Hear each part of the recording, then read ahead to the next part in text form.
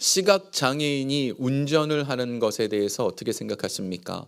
앞을 못 보는 분이 운전을 할 수 있을까요? 이 일이 일어났습니다. 데니스 홍이라는 우리 한국 과학자가 한 분 계신데, 이분이 2009년에 이제 자율주행차라 그러죠. 요즘 테슬라 타면 뭐 이렇게 가만히 핸들 놓고 있어도 알아서 목적지까지 가는, 그거를 최초로 만들어낸 그 시초가 이 데니스 홍이라는 분이었어요. 그래가지고 이분이 그냥 핸들, 운전자는 앉아 있고 가만히 목적지 찍으면 알아서 차가 가는 거예요. 거기에서 그 경연대회에서 3등을 했습니다. 3등을 하고 나니까 그래서 미국의 시각장애인 협회에서 이 데니스 홍 박사님한테 부탁을 하나 했어요. 앞을 못 보는 시각장애인이 운전할 수 있게 해주십시오. 그랬더니 이분이 그거 어렵지 않다고, 내가 만든 그 자율주행차에 딱 타면 알아서 목적지까지 갈 거 아니냐. 그랬더니 시각장애인 협회가 원한 것은 운전을 직접 하고 싶다는 겁니다. 근데 더 놀라운 건 이분이 알겠다라고 하고 2년 만에 그 일을 해냈습니다. 2011년에 시각장애인, 앞을 못 보시는 분이 핸들을 잡았어요. 근데 장갑을 꼈는데 이 장갑에서 그 앞에 어디로 가야 되는지를 미세하게 진동을 줄 때마다 이렇게 움직이는 거예요. 놀랍죠? 근데 장애물을 나타냈을 때는 어떻게 할까요? 누가 차가 툭 튀어나오고 그걸 어떻게 할까요? 그랬더니 앞에서 공기, 바람이 나와서 이 장애물의 모양, 장애물의 느낌을 알아서 피하게 만들었습니다. 이 영상을 봤는데 이 영상이 끝나고 나서 운전하는 시각장애인 분이 차에서 내리더니 펑펑 우시더라고요. 근데 데니스 홍이란 분이 무슨 얘기를 했냐면, 자기는 기술이 발달되면 행복할 줄 알았다고. 그래서 기술을 막 발달시키는 것에 더 몰했는데 시각장애인에서 원했었던 것은 그게 아니었던 거예요. 어디 목적지까지 가는 기술이 얼마나 발달되는가, 그게 중요한 게 아니에요. 뭐 목적지까지 가려면 택시 타면 되죠. 그러면 되는 거 아니에요? 그러면 목적지까지 가는 거겠죠. 그게 중요한 게 아니라 직접 운전하는 기쁨, 그 행복을 누리고 싶었던 것이죠. 그걸 제가 보면서 그런 생각이 들었습니다. 우리도 뭔가 열심히 막 본질적이지 않은 것들을 열심히 쫓아다니고 있는데 진짜 우리가 원하는 건 뭘까요? 우리가 원하는 건 내가 저 목적지까지 가는 거라고 자꾸 생각을 하는데 그게 우리에게 진짜 원하는 게 아니라는 거예요. 우리가 진짜 원하는 건, 저나 여러분이 마음속 깊숙한 곳에서 원하는 건 한 가지입니다. 행복이에요. 모든 사람들은 다 행복하고 싶어 합니다. 그게 여러 가지 모양으로 나타나요. 어떤 사람은 돈을 가지고 여행을 떠나는 걸로 행복할 수도 있고, 어떤 사람은 맛있는 걸 사 먹으면서 행복할 수도 있고, 어떤 사람은 가정을 이루고, 어떤 사람은 친구랑 대화를 하면서 행복할 수 있습니다. 어찌되었든 모든 사람은 행복하길 원합니다. 이게 본질이에요. 우리 모두는 행복하길 원해요. 근데 하나님께서도 우리에게 원하시는 게 있습니다. 하나님이 우리에게 주시는 가장 큰 축복이 뭘까요? 구원이라고 생각하지만 그 말도 맞습니다. 근데 그거보다 더 본질적인 게 있습니다. 하나님은 내가 행복하길 원하세요. 하나님은 여러분이 행복하길 원하세요. 그래서 구원도 주시는 거고, 그래서 천국도 예비해 놓으신 거예요. 나는 네가 행복했으면 좋겠다라는 마음으로 이렇게 그 본질적인 부분을 해결하기를 원하시는 거죠. 자, 그러면 우리가 진짜 행복해지려면 어떻게 해야 할까요? 우리는 다른 것들을 통해서 자꾸 막 쫓아가면 그것을 행복할 거라고 생각하거든요. 돈이 한 이만큼 모으면 행복할 거라 생각하거든요. 아니면 사람과의 관계가 다 좋으면 행복할 거라 생각하거든요. 근데 그게 아니고 가장 중요한 내 안에 어떤 것을 해결하기만 하면 행복해집니다. 오늘은 그 얘기를 좀 하려고 해요. 오늘 본문의 배경은 이제 엘리야라는 사람이 있었어요. 이 사람이 참 탁월했던 사람인데 하나님께서 이 엘리야를 죽지 않고 하늘로 올려보내신 거예요. 회오리 바람으로. 그것을 바라보고 있던 그 후계자가 누구냐? 엘리사였습니다. 근데 이 엘리사가 그 엘리야의 후계자가 된 다음에 했던 첫 번째 기적이 오늘 본문입니다. 오늘 본문에 엘리사가 후계자가 된 다음에 여리고 사람들이 와가지고 엘리사에게 부탁을 하나 해요. 우리 여리고는 너무 좋은 동네인데 물이 좋지 않아서 열매가 자꾸 떨어지고, 그리고 물이 좋지 않아서 아이들을 임신하지 못하는 일들이 있습니다. 이걸 좀 해결해 주십시오라는 일이 벌어집니다. 우리 본문 2장 19절 보겠습니다. 함께 읽겠습니다. 그 성읍 사람들이 엘리사에게 말하되 우리 주인께서 보시는 바와 같이 이 성읍의 위치는 좋으나 물이 나쁨으로 토산이 익지 못하고 떨어지나이다. 아멘. 자, 지금 이 동네 이름이 뭐라 그랬죠? 여리고. 여러분, 여리고 하면 뭐가 떠오르십니까? 여리고성 무너지는 것. 성경을 좀 보신 분들은 그 여리고성이 무너지고 난 다음에 하나님께서 내리신 저주가 하나 있어요. 이 여리고성 위에 뭘 건축하려고 그러면 그 집안은 하나님께서 저주를 내리셔서 죽이실 거라고. 실제로 어떤 사람이 거기에다 망대 세웠다가 그 집안 자체가 죽어버렸어요. 근데 이 여리고가 또 나옵니다. 그리고 그뿐만 아니죠. 신약에도 여리고가 나와요. 삭개오가 살던 동네가 여리고입니다. 그리고 지금 이스라엘에 가면 여리고가 또 있어요. 그럼 이게 어떻게 된 건가 하겠지만, 여리고성 무너졌을 때 그 여리고는 여기 있어요. 그리고 바로 옆 동네가 신약이 여리고예요. 그리고 바로 뒷동네가 지금의 여리고예요. 그러니까 그 동네예요, 그 동네. 요 동네예요. 단지 요 지역에 옛날 무너졌던 여리고에, 거기에는 아직도 황폐되어 있습니다. 그 나머지 그 옆에다가 여리고란 동네가 계속 생긴 거예요. 그 왜 생겼는가? 동네가 워낙 좋아요. 아주 좋은 동네예요. 제가 여기 우리 저기 베이사이드 여기 보면 바닷가 길 있잖아요. 거기 길 갈 때마다 거기 그 바다를 바라보는 집들은 야, 참 좋겠다 그런 생각이 들어요. 뷰가 너무 좋잖아요. 근데 아무리 좋은 뷰라고 해도 이 동네 여리고가 아무리 좋아도 물이 나쁘면 살 수가 없는 거예요. 그죠? 아무리 좋은 동네 집이 막 뷰가 뭐 바다를 보든 산을 보든 뭐가 있든 물이 나쁘면 그 어떻게 살 수 있겠습니까? 씻지도 못하죠. 먹지도 못하죠. 그러면 살 수가 없잖아요. 지금 여리고가 딱 그런 상태예요. 너무 좋은 동네인데 물이 나빠요. 그래서 이 물을 해결하려면 이 어떤 것이 필요한가? 이게 바로 엘리사가 오늘 일으킨 기적의 목적입니다. 자, 그런데 이 물에 대한 이 물을 해결하는 게 왜 첫 번째 기적이었을까? 이게 중요하기 때문입니다. 우리 안에도 물이 있어요. 우리 안에도 지금 물이 흐르고 있습니다. 근데 이 물이 좋은가 나쁜가, 여기에서 행복이 결정이 돼요. 물이 좋은 사람은 행복하고 물이 나쁜 사람은 행복하지 않은 거예요. 오늘 본문에 나오는 이 물, 무엇을 의미할까요? 생명입니다. 물은, 성경에 나오는 물은 생명을 의미합니다. 시편의 29편 3절에 보면 물을 어떻게 표현하는지 성경이 잘 보여줍니다. 함께 읽어볼게요. 여호와의 소리가 물 위에 있도다. 영광의 하나님이 우레소리를 내시니 여호와는 많은 물 위에 계시도다. 아멘. 지금 하나님은 어디 계신다고요? 많은 물 위에. 물은 생명을 의미하는 거잖아요. 그래서 예수님이 물 위를 걸으셨죠. 그거는 내가 생명을 다스린다는 뜻입니다. 홍해 바다가 갈라졌지요. 하나님께서는 생명을 주관하신다는 뜻이에요. 모든 것들, 모든 생명의 주관자는 누구십니까? 하나님이라는 것을 지금 말씀하고 있는 겁니다. 그래서 물, 이것이 바로 생명을 상징합니다. 요즘에 기술이 워낙 발달돼 갖고 뭐 만드는 것들 보면 대단한 것 같아요. 2021년에 여기 롱아일랜드에서 제가 이 뉴스를 듣고 충격을 받았어요. 여기 롱아일랜드 요 옆 동네에서 집을 지었는데, 그 집을 보통 여러분 집 짓는데 얼마쯤 걸리실 것 같아요? 동네 집 질 때 보면 적어도 요즘 뭐 빨리빨리 짓는다고 해도 6개월 1년은 걸리잖아요. 이 롱아일랜드에 집 짓는데 8일 걸렸습니다.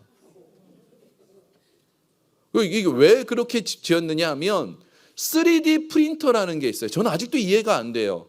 이 3D 프린터라는 것에 뭘 집어넣어, 콘크리트를 집어넣어 갖고 그 틀을 만드는데 8일 걸렸고, 그 집 짓는데 비용이 화장실 2개, 그리고 방이 몇 개인지는 안 나왔어요. 0.26 에이커니까 좀 크죠? 그거 하는 비용이 6,000불. 제가 잘못 말했나요? 6,000불이면 정말 요즘 애들 표현대로 껌값이에요. 무슨 집 짓는데 6,000불 갖고 집을 짓습니까? 순수 재료비만. 근데 그걸 가지고 2021년에 나온 걸 보면서 와, 요즘 기술이 엄청 놀랍다고, 막 이렇게 지를 수도 있구나, 막 이렇게 생각이 들었어요. 요즘 기술이 아무리 좋아도 손도 못 대는 게 두 가지가 있습니다. 아예 연구 시작도 안 한 게 두 가지가 있어요. 하나는 피를 만드는 것, 또 하나는 물을 만드는 겁니다. 물과 피는 아예 시작조차 못합니다. 건들 수도 없습니다. 사람이 피를 어느 정도 비슷하게라도 불가능합니다. 물 불가능합니다. 이 두 가지는 건들 수조차 없는, 사람이 할 수 없는 영역이에요. 근데 그 모든 것을 다스리시는 분이 누구십니까? 하나님. 그래서 성경에서 지금 이 물 근원을 회복해야 된다라는 것은 물을 주관하시는 분, 내 인생을 주관하시는 분 하나님이라는 거예요.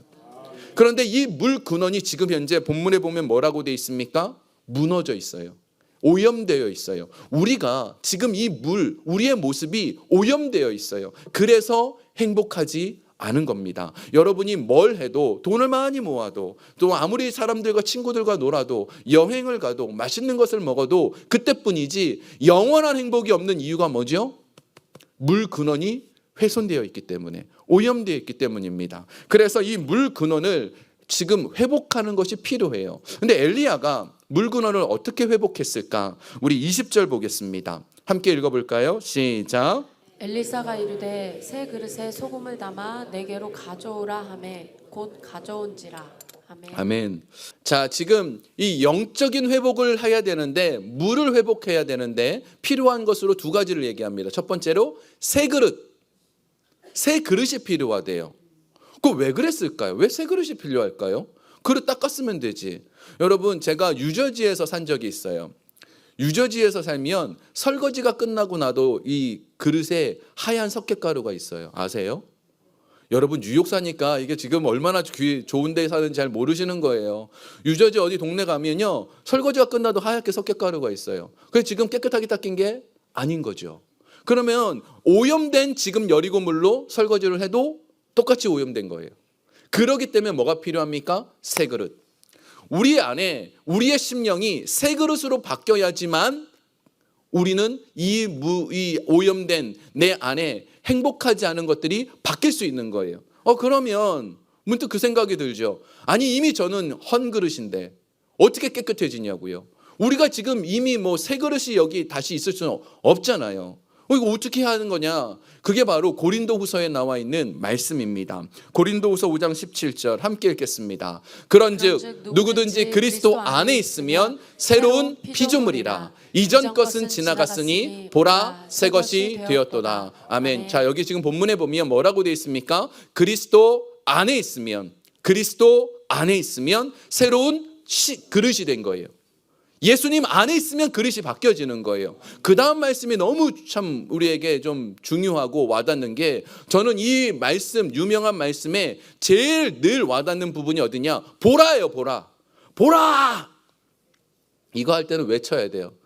나는 옛날 사람이 아니야. 봐. 나 바뀌었어. 이렇게 스스로에게 외쳐야 돼요. 우리는 자꾸 마귀가 와갖고 너는 안 된다라고 얘기를 해요. 너는 헌그릇이라고. 너는 옛날에 있던 그 죄악으로 오염되어 있다고. 일주일 내내 오염돼 가지고 왔는데 네가 어찌 하나님의 사랑을 받을 거냐고 얘기를 해요. 그때마다 그 마귀한테 이렇게 외쳐줘야 돼요. 보라! 나는 바뀌었다고. 보라! 그래요.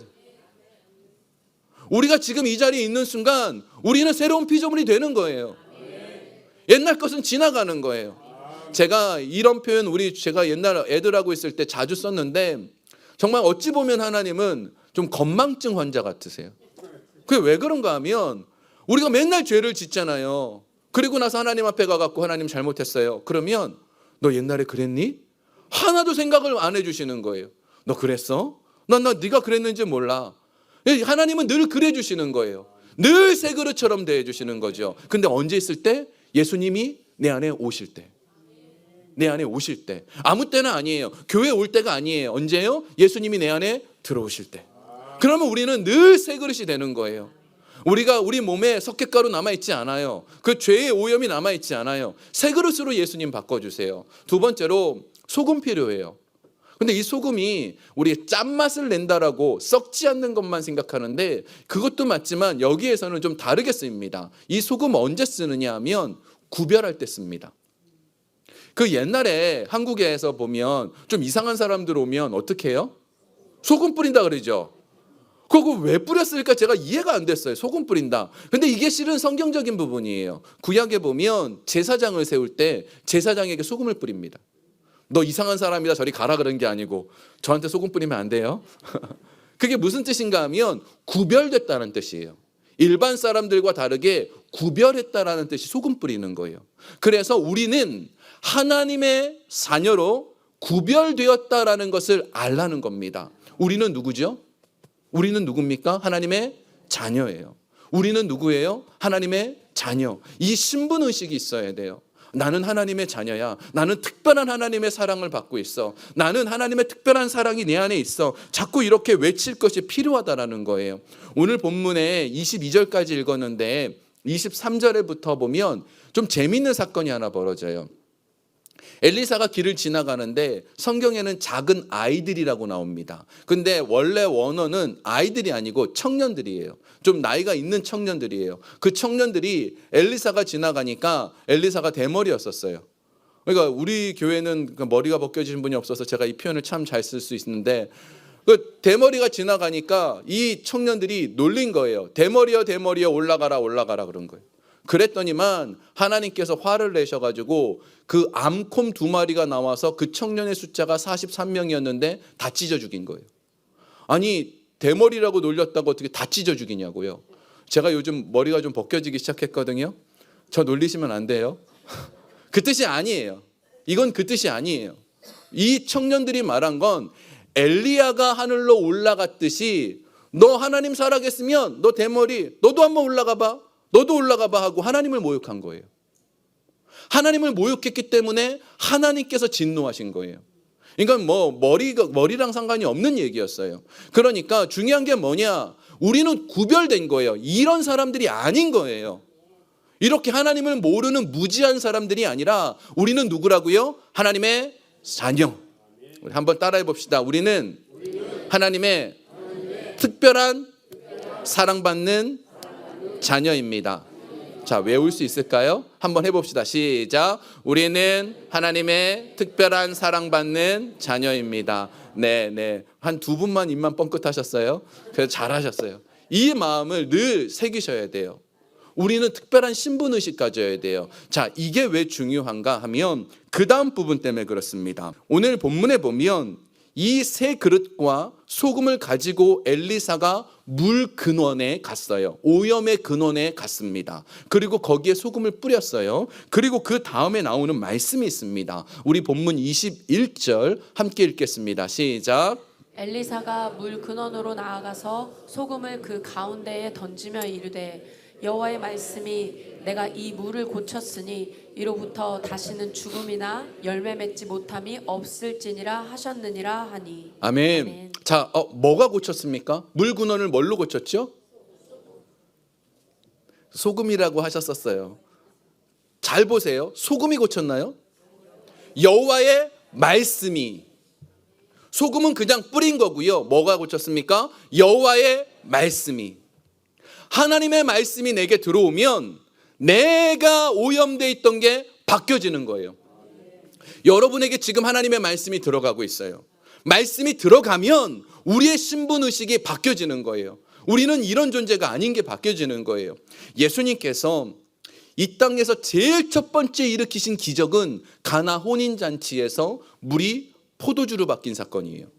지금 엘리사로서 첫 번째 제일 먼저 한 것은 더러운 물을 먹을 수 있는 깨끗한 물로 바꾼 거예요. 이거는 굉장히 기독교에 있어서 굉장히 중요한 의미가 있습니다. 기독교는 변화하는 종교예요.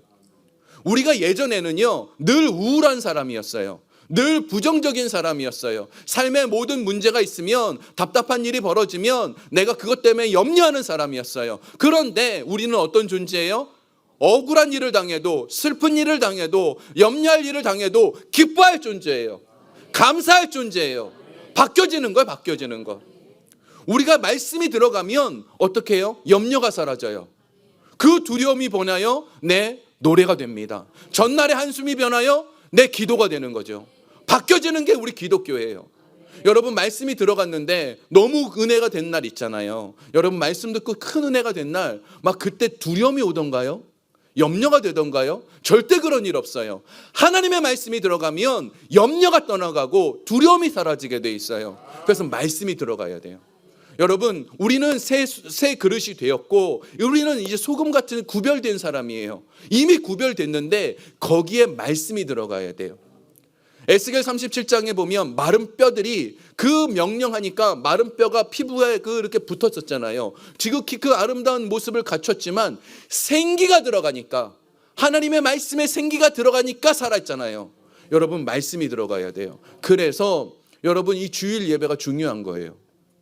우리 몸의 모든 부분은 우리가 다 이렇게 컨트롤을 할 수가 있어요. 뭐 손가락도 아니면 눈도 그렇잖아요. 눈도 깜빡깜빡 내가 하고 싶으면 하잖아요. 근데 내가 하고 싶은 대로 해도 할 수 없는 부분이 하나 있어요. 어딘 줄 아세요? 귀예요, 귀. 귀는 열려 있잖아요. 아유, 오늘은 목사님이 좀 시끄럽네. 귀 닫아야지. 닫을 수 있나요? 안 닫아져요. 귀는 무조건 들어가게 돼 있어요. 저는 이게 하나님의 의미가 있다고 생각합니다. 하나님의 말씀을 귀 닫지 말고 계속 들어야 돼요. 근데 신기하죠? 귀가 열려 있으니까 하나님의 말씀만 들리는 게 아니라 세상 소리도 들려요. 세상에 나를 자꾸 불신앙으로 끌고 가는 소리도 들려요. 이 소리가 들릴 때 우리가 하나님의 말씀으로 이 소리를 이겨내야 되는 거죠. 말씀을 안 들으면 한 주 주일날 예배를 안 드리고 2주 안 드리기 시작하면 말씀이 안 들어가고 무슨 소리가 들어갑니까? 세상의 소리. 세상의 소리가 들어가면 자연스럽게 염려되고 우울하고 짜증날 수밖에 없어요. 근데 말씀이 자꾸 들어가면 우리 안에 기쁨이 샘솟게 되는 겁니다. 그래서 여러분 예배 자꾸 오셔야 돼요. 여러분 새벽 예배, 수요 예배, 금요 예배 김동현 목사 때문에 오는 게 절대 아니에요. 내가 살고 싶어서, 내 물그런이 오염됐으니까 회복하고 싶어서 말씀을 들으러 나오는 거예요. 여러분 말씀을 자꾸 들을 때 회복이 있습니다. 여러분 삶에 주중에 예배를 나오지 못하면 집에서라도 좋은 분들 설교가 얼마나 많아요. 자꾸 들어야 돼요. 말씀을 안 들으면 그 말씀이 우리를 살릴 수 없습니다. 말씀을 제가 오늘 정리를 해드릴게요. 기적이라는 게 일어납니다. 예수님이 이 땅에 오셔서 기적을 일으키셨어요. 많은 기적을 일으키셨습니다. 아픈 사람을 살리시고 회복시켜 주시고, 오늘 엘리사는 이 물을 다시금 깨끗하게 만들어 줍니다. 근데 모든 이 세상에서 일어나는 기적은요, 원상복귀인 거예요. 그게 무슨 소린가 하면 원래 우리는 완전했는데 죄 때문에 무너졌었거든요. 죄 때문에 아픈 거예요. 죄 때문에 우울한 거예요. 죄 때문에 오염되어 있단 말이에요. 근데 기적이 일어나면 그것들이 다시금 원상회복이 되는 거예요. 그럼 완전해지는 거예요. 근데 그 원상회복의 가장 기본이 뭐예요? 하나님과 함께하는 인생이었어요. 우리는 원래 에덴 동산에서 거닐면서 하나님과 대화를 하며 하나님이 주시는 사랑을 누리는 존재였어요. 근데 죄로 인해서 요즘 저 문 나가서면 어떻게 해요? 하나님을 까맣게 있잖아요. 세상의 것만 보고 있잖아요. 세상의 소리만 듣고 있잖아요. 이걸 회복하는 게 기적이에요. 여러분 물 근원을 회복한다라는 것은 저 문 나갔었을 때도 매 순간 하나님이 막 느껴져야 돼요. 내가 하나님 돕고 계시는구나. 나 하나님의 특별한 사랑받는 자녀야. 나 하나님 함께 하시는구나. 이걸 느낄 수 있어야 돼요. 이걸 못 느끼면요, 여전히 우울해요. 여전히 세상 때문에 힘들어요. 그거 왜 자꾸 힘들어하는 거냐고요. 왜 자꾸 염려하냐고요. 하나님이 우리에게 너 염려 한 2번만 해라 이러시나요? 나 한 3번쯤은 너 좀 걱정해야 돼 이러시나요? 한 번도 그러신 적이 없잖아요. 근데 우리는 왜 맨날 염려하냐고요. 왜 맨날 우울하냐고요. 날마다 항상 기뻐하라 그러셨지 하루쯤은 한번 슬퍼하란 말씀이 하신 적이 한 번도 없는데 왜 그럴까요? 내 안에 물근원이 훼손돼서 그래요. 내 안에 예수님이 안 들어와서 그래요. 예수님이 지금 이 순간 들어가야 돼요. 예수님으로 가득 차야 돼요. 그러려면 여러분의 마음속에 다른 걸 좀 비워야 됩니다. 제가 한번 말씀드렸죠. 우리 마음에는 방이 하나 있다고. 이 방이 하나밖에 없어요. 여러 개가 없어요. 한 개가 있어요. 그런데 이 안에 세상적인 게 들어가 있으면 하나님이 못 들어오세요. 근데 하나님이 들어가 있으면 세상이 못 들어와요. 근데 이 마음 방에 지금 뭐가 있습니까? 마음 방에 뭐가 있느냐에 따라서 기적이 일어난 건 회복이 된 것이고 아닌 거의 차이점이라는 거죠. 오늘 이 엘리야를 통해서 하나님께서 우리에게 주시는 것은 회복하는 거예요. 예수님이 내 안에 있기를 말씀으로 자꾸 회복하시고 또 내가 하나님의 특별한 자녀라는 것을 회복할 수 있기를 주의 이름으로 축원합니다.